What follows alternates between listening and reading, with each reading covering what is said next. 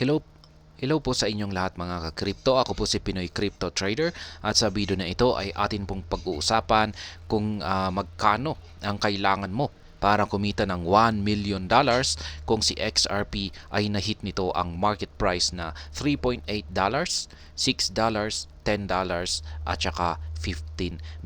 At ayan, bago po tayo magpatuloy ay nais ko po munang bigyang linaw ang aking disclaimer kung saan ang nilalaman po ng video na ito ay hindi po ito isang financial advice. For education and information purposes lamang po ang layunin nito. Maliban po dito ay nais ko na rin pong magbigay babala na wala pong kahit anumang group chat ang Pinoy Crypto Trader. Ayan. XRP has continued to be subject of several analyses by market watchers, leading investors to ponder how much they need to rake in $1 million if it ever captures specific price targets. Ayan, tuloy-tuloy pa rin po ang ayan, yung mga market watchers sa pag-predict.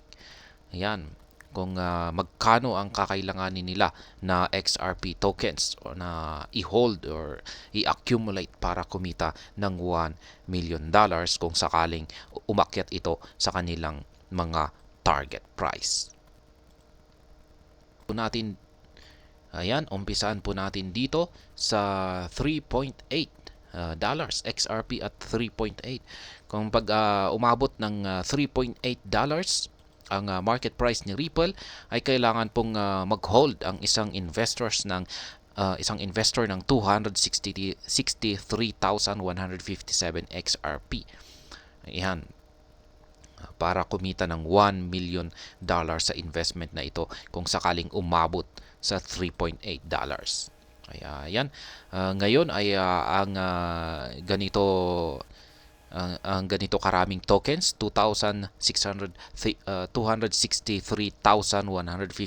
tokens ay nagkakahalaga po ngayon ito ng $135,789. Ayan, sa presyo ngayon na kung bibili tayo sa presyo ngayon na current market price nito na $0.5160.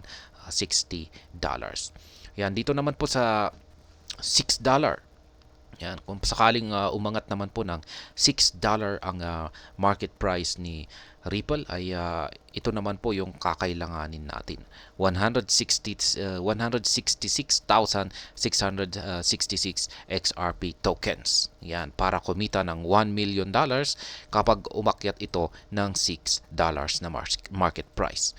Ayan, ang 166,666 tokens ay nagkakahalaga po ito ngayon ng $85,999. Ayan, $10 naman kung pag umakyat ang market price ni Ripple sa presyong $10. Ngayon ay ang kakailanganin naman po natin dito na amount ng XRP token ay 100,000 token. Yan ang kailangan nating i-hold para kumita ng $1 million. Ayan. Kapag naabot nito ang $10 na market price. Ngayon ito po ay nagkakahalaga ngayon ng $51,600. Ayan, $15 naman. Ayan, kung pag ang target natin ay ambitious price target na $15. Ayan. Kasi meron ngang isang crypto analyst dito na si Egrag ang nakapagsabi na posible daw pong si XRP ay mag-skyrocket sa presyong ito, $15, pagsapit ng buwan na July to December. Ayan, sabi rito ay kung kailangan natin ng kung ang ating target ay yan, at meron pa tayong isang second chartist dito na si BitBoy Crypto. Ayan, ang nagsabi na ayan, $15 target for XRP is a reasonable prediction daw. Kaya ayan, $15. Ayan, 66,666 XRP would be worth $1 million. Yan po yung kailangan natin na i-accumulate na amount ng XRP token kapag ang ating target ay $15 na market price. Yan, sapagkat sa pamamagitan ng pag-hold lamang ng 66,666 na XRP token, ayan, kung pag umabot ito sa market price na $15, ay maglalabas ito ng kita na $1 million. Kaya ayan, ang 66,666 na XRP token sa ngayon ay nagkakahalaga po ito ng $34,399. Kaya ayan yung mga amount ng XRP tokens na kailangan natin na i-accumulate yan sa mga targets natin na kung sakaling ang market price ni Ripple ay aakyat ng $3, $8, ayan, $6, $10 at saka $15.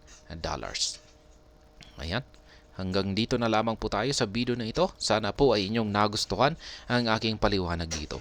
Kung inyo po itong nagustuhan ay pakiclick lamang po ang like button nito. Para naman po sa mga bago lamang dito, kayo po ay aking inaanyayahan para mag-subscribe. Pakiclick na rin po ang bell icon nito dahil ito po ang siyang magsisilbing notification nito sa mga bago kong videos na akin pong ina-upload sa aking YouTube channel na ito.